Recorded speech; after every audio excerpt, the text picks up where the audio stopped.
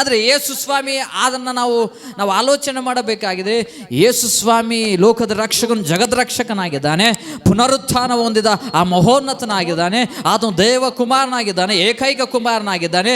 ಆತನ ಒಂದು ಮಾತು ಹೇಳಿದರೆ ಭೂಮಿ ಆಕಾಶಗಳು ಕೇಳಿದವು, ಆತನ ಒಂದು ಮಾತು ಹೇಳಿದ ಕೂಡಲೇ ಸತ್ತವರು ಬದುಕಿದರು, ಆತನೊಂದು ಮಾತು ಹೇಳಿದ ಕೂಡಲೇ ರೋಗಿಗಳು ಸ್ವಸ್ಥರಾದರು, ಆತನೊಂದು ಮಾತು ಹೇಳಿದ ಕೂಡಲೇ ಇಗೋ ಆತನೊಂದು ಮಾತುಗಳು ಹೇಳಿದ ಕೂಡಲೇ ದುರಾತ್ಮಗಳು ಬಿಟ್ಟು ಓಡಿ ಹೋದವು.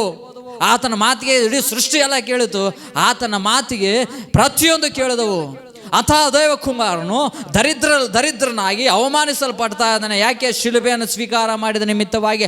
ಅಂಥ ದೇವನು ದರಿದ್ರನ ಯಾಕೆ ಬಂದಪ್ಪ ಅಂತಂದರೆ ಆತನ ಶಿಲುಬೆಯನ್ನು ತೋರಿಸ್ತಾ ಇದ್ದಾನೆ. ಯೇಸು ಸ್ವಾಮಿ, ಆ ದೇವ ಕುಮಾರನಾಗಿರುವಂಥ ಯೇಸು ಸ್ವಾಮಿ ಆ ರೀತಿ ಅವಮಾನಿಸಲ್ಪಡ್ತಾ ಇದ್ದಾನೆ. ನೀನು ಯಾವ ರೀತಿ? ನಾನು ಯೇಸಪ್ಪ ನಂಬಿದೆ, ನನಗೆ ಯಾವ ಶ್ರಮೆ ಇಲ್ಲ ಅಂತಂದರೆ ದೇವರು ಹೇಳ್ತದನೆ, ನನ್ನ ನಂಬಿದಂಥವನು ಶಿಲುಬೆಯನ್ನೇ ಹೊರಬೇಕು. ಶಿಲುಬೆ ಹೊರುವುದಿಲ್ಲ, ಅವನು ನನ್ನ ಮಗನಲ್ಲ. ನನಗೆ ಶಿಲುಬೆ ಬೇಡ ಅಂತಂದ್ರೆ ನೀನು ದೇವರ ಮಗನಲ್ಲ. ಯೇಸಪ್ಪ ಹೇಳ್ತಾನೆ, ನನ್ನ ಹಿಂಬಾಲಿಸುವಂಥವನು ಶಿಲುಬೆ ಹೊರಬೇಕು. ಶಿಲುಬೆ ಬೇಡ ಅಂತಂದ್ರೆ ನಿನಗೆ ಪರಲೋಕ ರಾಜ್ಯ ಇಲ್ಲ. ಹಿಂಸೆಗಳಿಲ್ಲದೆ ನಿತ್ಯ ಜೀವ ಬರೋದಿಲ್ಲ, ಪರಲೋಕ ಬರೋದಿಲ್ಲ. ಶ್ರಮಗಳಿದ್ದವನೇ ಕ್ರೈಸ್ತವನು.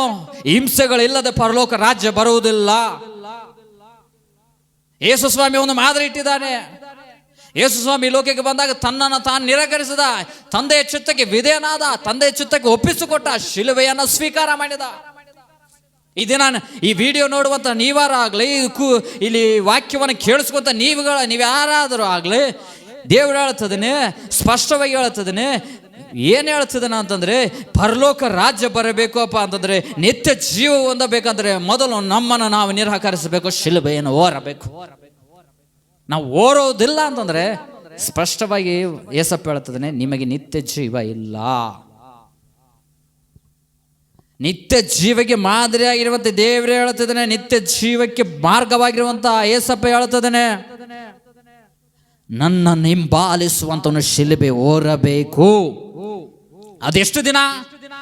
ಒಂದು ದಿನ, 2 ದಿನ, 3 ದಿನ ಇಲ್ಲ, ದಿನಾಲು ದಿನಾಲು ದಿನಾಲು ದಿನಾಲು ದಿನಾಲು ದಿನಾಲು ಶಿಲುಬೆಯನ್ನು ಹೊರಬೇಕು.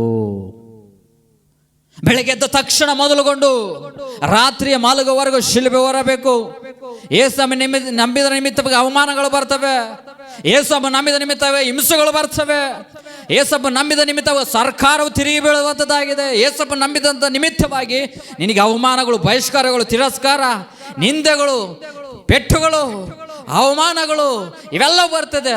ಇವೆಲ್ಲ ಬಂದ್ರೆ ನಿಂತ್ಕೋಬೇಕಾಗಿದೆ. ನಿಂತುಕೊಂಡ್ರೆ ನಿನಗೆ ಪರಲೋಕ ರಾಜ್ಯ ಇಲ್ಲ. ನನಗೆ ಬೇಡ ಅಂತಂದ್ರೆ ನಿನಗೆ ಪರಲೋಕ ರಾಜ್ಯವಿಲ್ಲ. ಮೊದಲು ನೀನು ನಿರಾಕರಿಸಬೇಕು, ನೀನು ಶಿಲುಬೆಯನ್ನು ಹೊರಬೇಕು. ಯೇಸಪ್ಪ ನಂಬಿದ್ರೆ ಸ್ವಸ್ಥತೆಗಳಾಗ್ತವೆ ಇಲ್ಲ ಅಂತೆಲ್ಲ, ಅದ್ಭುತಗಳು ನಡೀತವೆ ಇಲ್ಲ ಅಂತೆಲ್ಲ, ಅನೇಕ ಮಹತ್ ಕಾರ್ಯಗಳು, ಸೂಚಕ ಕಾರ್ಯಗಳು, ಬಲವಾದ ಕಾರ್ಯಗಳು ಆಗ್ತವೆ ಇಲ್ಲ ಅಂತಲ್ಲ. ಅವೆಲ್ಲಕ್ಕಿಂತ ಮೊದಲಾಗಿ ನೀನು ನಿತ್ಯ ಜೀವ ಬರಬೇಕಂತಂದ್ರೆ ಯೇಸು ಸ್ವಾಮಿ ಹೇಳಿದಂಥ ಮಾತಿಗೆ ನೀನು ವಿಧೇಯನಾಗಬೇಕು. ವಿಧೇಯನಾಗದೆ ನೀನು ಪರಲೋಕ ರಾಜ್ಯಕ್ಕೆ ಬರ್ತೇನೆ ಅಂತಂದ್ರೆ ಉಪಯೋಗ ಇಲ್ಲ. ಅದು ದಿನಾಲು ಹೊರಬೇಕಾಗಿದೆ, ಶಿಲುಬೆಯನ್ನು ದಿನಾಲು ಹೊರಬೇಕಾಗಿದೆ. ತನ್ನನ್ನು ತಾನು ನಿರಾಕರಿಸಿ ಶಿಲುಬೆಯನ್ನು ದಿನಾಲು ಹೊರಬೇಕಾಗಿದೆ. ಸ್ಪಷ್ಟವಾಗಿ ದೇವರೇ ಸ್ಪಷ್ಟವಾಗಿ ಹೇಳ್ತದನೆ, ಯಾವನಿಗಾದರೂ ನನ್ನ ಹಿಂದೆ ಬರುವುದಕ್ಕೆ ಮನಸ್ಸಿದ್ದರೆ ಅವನು ತನ್ನನ್ನು ನಿರಾಕರಿಸಿ ತನ್ನ ಶಿಲುಬೆಯನ್ನು ಹೊತ್ತುಕೊಂಡು ದಿನಾಲು ನನ್ನ ಹಿಂದೆ ಬರಲಿ. ಶಿಲುಬೆಯನ್ನು ಹೋರಿ ಆತನಿಂದ ಹೋಗಬೇಕಾಗಿ. ಅಪೊಸ್ತಲನಾದ ಪೌಲನು ಆತನ ಗಮನಿಯೇಲನ ಪಾದದ ಬಳಿಯಲ್ಲ ಕಳೆದಂಥ ವ್ಯಕ್ತಿ. ಆ ದಿನಮಾನಗಳಲ್ಲಿ ಆತನ ದೊಡ್ಡ ವಿದ್ವಾಂಸನು, ಪಂಡಿತನು, ಜ್ಞಾನಿ. 5 ವರ್ಷದಲ್ಲಿಯೇ ಧರ್ಮಶಾಸ್ತ್ರ ಒಂದು ದಶಾಜ್ಞೆಗಳನ್ನ ಪಂಡಿತನಾಗಿರುವಂಥ ವ್ಯಕ್ತಿ. ಆ ಫರಿಸಾಯನ ಇಬ್ರಿಯನ್ ಎಂಬುದಾಗಿ ಹೇಳ್ತಾನೆ. ಆತನು ಅದ್ಭುತವಾಗಿ ವಾಕ್ಚಾತುರ್ಯ ಹೇಳುವಂಥವನು, ಜ್ಞಾನಿ, ಪಂಡಿತನು, ಮೇಧಾವಿ. ಆತನು ಯೇಸು ಸ್ವಾಮಿ ನಂಬಿದ ನಿಮಿತ್ತವಾಗಿ ಆತನಿಗೆ ಬಂದಂಥದ್ದು ಪೆಟ್ಟುಗಳು ಅನೇಕವಿವೆ. ಏಸಪ್ಪ ನಂಬಿದ ನನಗೆ ಎಲ್ಲವೂ ಒಳ್ಳೇದಾಗಬೇಕಂತಂದ್ರೆ ಅಲ್ಲ, ಏಸಪ್ಪ ನಂಬಿದ ನಿಮಿತ್ತವಾಗಿ ನೀನು ತಲೆ ಕಟ್ ಮಾಡ್ತಾರೆ, ಸಿದ್ಧವಾಗಿರ್ಬೇಕು. ಏಸಪ್ಪ ನಂಬಿದ ನಿಮಿತ್ತವಾಗಿ ನಿನ್ನನ್ನು ಅವಮಾನಿಸ್ತಾರೆ, ನಿಂತುಕೋಬೇಕು. ಏಸಪ್ಪ ನಂಬಿದ ನಿಮಿತ್ತವಾಗಿ ನೀನು ತಿರಸ್ಕಾರ, ಬಹಿಷ್ಕಾರ, ಅವಮಾನಗಳಾಗ್ತವೆ, ನೀನು ನಿಂತುಕೊಳ್ಬೇಕು. ಹಂಗಾದ್ರೆ ನಿಂತ್ಕೊ. ಏಸಪ್ಪ ನಂಬಿ ಇಲ್ಲ ಅಂತಂದ್ರೆ ನಂಬಕ್ ಹೋಗ್ಬೇಡ ನೀನು. ಇದು ದೇವರ ವಾಕ್ಯ, ಖಂಡಿತವಾಗಿ ಹೇಳುವಂಥ ವಾಕ್ಯ.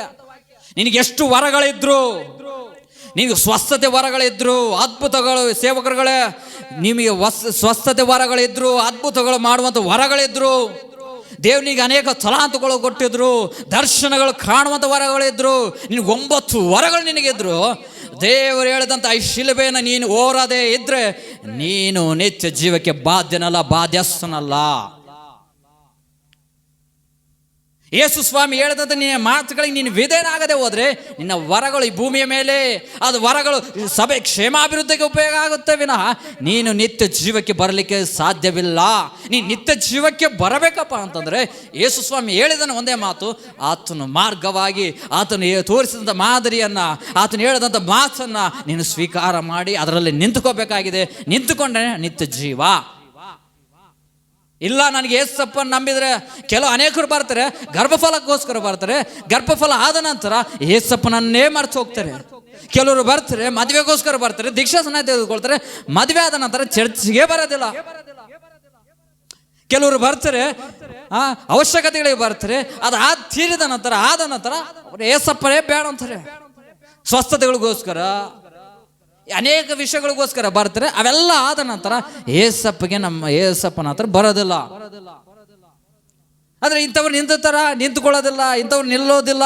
ಏಸಪ್ಪ ಹೇಳಿದಂಥ ಒಂದೇ ಮಾತು, ಆ ಮಾತಿಗೆ ನೀನು ವಿಧೇಯನಾದ ನಿತ್ಯ ಜೀವ. ಹಿಂಸೆಗಳಿಲ್ಲದೆ ಪರಲೋಕ ರಾಜ್ಯ ಬರೋದೇ ಇಲ್ಲ. ನಿನ್ನ ಮನೆಯವರು ತಿರುಗಿ ಬೀಳ್ತಾರೆ ನಿನಗೆ ವಿರುದ್ಧವಾಗಿ. ಏಸಪ್ಪ ನಂಬಿದ್ದ ನಿನ್ನ ಅಣ್ಣ ತಿರುಗಿ ಬೀಳ್ತಾನೆ. ಏಸಪ್ಪ ನಂಬಿದ ನಿಮಿತ್ತ ನಿನ್ನ ಅಕ್ಕ ತಿರುಗಿ ಬೀಳ್ತಾಳೆ ನಿನಗೆ ವಿರುದ್ಧವಾಗಿ. ನಿನ್ನ ತಂದೆ ತಾಯಿಗಳು ತಿರುಗಿ ಬೀಳ್ತಾರೆ, ನಿನ್ನ ತಮ್ಮಂದರು, ನಿನ್ನ ಸಹೋದರರು ಎಲ್ಲ ತಿರುಗಿ ಬೀಳ್ತಾರೆ. ಆದರೆ ಸಿದ್ಧವಾಗು, ನೀನು ನಿತ್ಯ ಜೀವಕ್ಕೆ ಹೊಂದಬೇಕಂತಂದರೆ ನೀನು ಈ ಮಾದರಿಯನ್ನು ನೀನು ಅನುಭವಿಸಬೇಕಾಗಿದೆ. ಈ ಲೋಕದಲ್ಲಿ ಶಿಲುಬೆ ಇದೆ, ಶಿಲುಬೆ ಇದನ್ನು ಓರಬೇಕಾಗಿದೆ. ಇದು ಇಲ್ಲಪ್ಪ ಅಂತಂದರೆ ನೀನು ಓರುವಂಥ ಶಿಲುಬೆ ಅದು ವ್ಯರ್ಥವಾದದ್ದು. ಈ ಲೋಕದ ಪಾಲಿಗೆ ನೀನು ಬದುಕಿದ್ದಿ, ಅದು ಕ್ರಿಸ್ತನ ಪಾಲಿಗೆ ನೀನು ಸತ್ತವನೇ. ಜಾಗ್ರತೆ. ನೀನು ಯಾವ ವ್ಯಕ್ತಿ ನಿನಗೆ ಹಾಡುಗಳು ಆಡುವಂಥ ವರವಿದ್ರು, ನಿನಗೆ ಹಾಡುಗಳು ಆಡುವಂಥ ವರ ನಿನಗೆ ಇದ್ರು, ನೀನು ಆಡುವಾಗ ದೇವರ ಪ್ರಸನ್ನತೆ ಇಳಿದು ಬರಬಹುದು. ನಿನ್ನ ಕೈಗಳೆತ್ತಿ ಆರಾಧನೆ ಮಾಡುವಾಗ, ನೀನು ಮೈಕ್ ಇಟ್ಕೊಂಡು ನೀನು ಆರಾಧನೆ ಮಾಡುವಾಗ ದೇವರ ಪ್ರಸನ್ನತೆ ಆವಹಿಸ್ಕೋಬಹುದು. ಒಳ್ಳೇದಿಲ್ಲ ಅಂತಲ್ಲ, ಅದೆಲ್ಲ ನಮ್ಮೆಲ್ಲ ಕ್ಷೇಮಾಭಿವೃದ್ಧಿ. ಆದರೆ ಆರಾಧನೆ ಮಾಡಿದಂಥ ವ್ಯಕ್ತಿಗೆ, ಆ ವ್ಯಕ್ತಿ ಯೇಸು ಸ್ವಾಮಿ ಹೇಳಿದಂಥ ಮಾರ್ಗದಲ್ಲಿ ನಡೆಯದೆ ಹೋದರೆ ನಿನ್ನ ಆಡಿದಂಥ ಹಾಡಿಗೆ ಏನು ಉಪಯೋಗ? ನೀನು ಹೇಳುವಂಥ ವಾಕ್ಯ ಮುಂದೆ ಕೂತಿರುವಂಥ ವ್ಯಕ್ತಿಗಳು ಎದೆ ಬಡ್ಕೊಂಡು ಹರಿಬೋದು ಬಟ್ಟೆಗಳನ್ನ, ಮಾನಸಾಂತರ ಪಡ್ಬೋದು, ಪಶ್ಚಾತ್ತಾಪ ಪಡ್ಬೋದು. ಆದರೆ ನೀನು ಯೇಸು ಸ್ವಾಮಿ ತೋರಿಸಿದಂಥ ಮಾರ್ಗದಲ್ಲಿ ಆ ಮಾದರಿಯನ್ನು, ಆ ಶಿಲುಬೆ ನೀನು ಓರದೇ ಇದ್ದರೆ ನೀನು ಹೇಳಿದಂಥ ವಾಕ್ಯ ಅವರಿಗೆ ಕ್ಷೇಮಾಭಿವೃದ್ಧಿ ವಿನಃ ಅವರು ಬದಲಾಗ್ತಾರೆ ವಿನಃ ನೀನು ಮಾದರಿಯನ್ನು ತೋರಿಸದೆ ಹೋದರೆ, ಯೇಸು ಸ್ವಾಮಿಯ ಹೇಳಿದಂಥ ಮಾರ್ಗದಲ್ಲಿ ನಡೆಯದೆ ಹೋದರೆ, ಶಿಲುಬೆಯನ್ನು ಓರದೆ ಹೋದರೆ ಅದು ಏನು ಉಪಯೋಗ ಇಲ್ಲ ನಿನಗೆ. ಅದರಿಂದ ಏನು ಉಪಯೋಗ ಇಲ್ಲ. ನೀನು ಪ್ರಾರ್ಥನೆ ಪರನಾಗಿದ್ರು, ನೀನು ಮಾಡುವಂಥ ಪ್ರಾರ್ಥನೆ ಬಲವಾಗಿ ಇದ್ದರೂ ನೀನು ಶಿಲುಬೆಯನ್ನು ಓರದೇ ಇದ್ದರೆ ನಿನ್ನ ಪ್ರಾರ್ಥನೆ ಕಾರ್ಯ ಮಾಡ್ತದೆ ವಿನಃ ನಿನಗೆ ನಿತ್ಯ ಜೀವ ಬರೋದಿಲ್ಲ. ನಿನಗೆ ಎಂಥ ವರಗಳಿದ್ರು, ಡ್ರಮ್ ಸೆಟ್ ಹೊಡೆಯುವಂಥದ್ದು, ಪ್ಯಾಡ್ ಹೊಡೆಯುವಂಥದ್ದು, ಕೀಬೋರ್ಡ್ ಬಾರಿಸುವಂಥದ್ದು ಯಾವುದೇ ಆಗಲಿ, ನೀವು ಹೊರ ಇದ್ರು ನಿನ್ನ ಶಿಲುಬೆಯನ್ನು ಓರದೇ ಇದ್ದರೆ ನಿನಗೆ ನಿತ್ಯ ಜೀವ ಇಲ್ಲ. ನಿನ್ನನ್ನು ನಿರಾಕರಿಸಿಲ್ಲ ಅಂತಂದರೆ ನಿತ್ಯ ಜೀವ ಇಲ್ಲ. ನಿನ್ನನ್ನು ನೀನು ನಿರಾಕರಿಸ್ಬೇಕು, ಶಿಲುಬೆ ಓರಬೇಕು. ಬರ್ತವೆ ನಿಂದಗಳು, ನಿಂತ್ಕೋ. ಏಸಪ್ಪಿನ ತಲೆ ಕಟ್ ಮಾಡ್ತಾನಂತ ನಿಂತ್ಕೋ. ಇವೆಲ್ಲಕ್ಕೆ ಸಿದ್ಧನಾದ್ರೆ ಏಸಪ್ಪನ ನಂಬು. ಒಟ್ಟು ಗಾಳಿಗೆ ಎಗರಿ ಹೋಗುವ ರೀತಿಯಲ್ಲಿ ಇರಕ್ಕೆ ಹೋಗ್ಬಾರ್ದು. ಆ ರೀತಿ ಸ್ಟ್ಯಾಂಡ್ ಆಗಿರಬೇಕು. ಬಂಡೆಯ ಮೇಲೆ ಕಟ್ಟಿರುವ ಮನೆ ಯಾವ ರೀತಿ ಸ್ಟ್ಯಾಂಡ್ ಆಗಿರ್ತದೋ ಆ ರೀತಿ ದೃಢವಾಗಿರಬೇಕು. ಉಸುಬಿನ ಮೇಲೆ ಮನೆ ಕಟ್ಟಿ ನೋವುಪಾದೆಯಲ್ಲಿ ಇರಬಾರದು. ಅದಕ್ಕೆ ನಾನು ವಾಕ್ಯ ದೇವರು ಸ್ಪಷ್ಟವಾಗಿ ದೇವರಾತ್ಮನೇ ಹೇಳ್ತದಾನೆ, ನೀನು ಯಾವ ವ್ಯಕ್ತಿ ಆಗಿದ್ರು, ಈ ವಿಡಿಯೋ ನೋಡುವಂಥ ಯಾವ ವ್ಯಕ್ತಿ ಆಗಿದ್ರು, ಈ ವಾಕ್ಯವನ್ನು ಕೇಳಿಸ್ಕೊಂತ ಯಾರೇ ಆಗಿದ್ರು, ದೇವ್ರು ಹೇಳ್ತದಾನೆ, ನಿತ್ಯ ಜೀವ ಬೇಕಪ್ಪ, ಪರಲೋಕಕ್ಕೆ ಹೋಗಬೇಕಪ್ಪ ಅಂತಂದರೆ ನಿನ್ನನ್ನು ನೀನು ನಿರಾಕರಿಸೋದು ಏಸಪ್ಪ ಹೇಳೋದಂಥ ಮಾರ್ಗದಲ್ಲಿ ನಿಂತ್ಕೋ. ಈ ವಾಕ್ಯ ಹೇಳುವಂಥ ನನಗೂ ವರ್ತಿಸ್ತತೆ, ಕೂತಿರುವಂಥದ್ದು ಕೇಳುವಂಥ ಪ್ರತಿಯೊಬ್ಬರಿಗೂ ವರ್ತಿಸ್ತತೆ. ನಿನ್ಗೆ ಎಷ್ಟೇನೇ ಇದ್ದರೂ ಶಿಲ್ಬೆ ಓರಲೇಬೇಕು. ಇಲ್ಲಪ್ಪ ಅಂತಂದರೆ ಈ ಲೋಕ ನಿನ್ನ ಮರಣ ಹೊಂದುವುದು ಖಚಿತ, ಅದು ನಿತ್ಯ ಜೀವ ನಿನಗೆ ಸಿಗುವುದೇ ಇಲ್ಲ.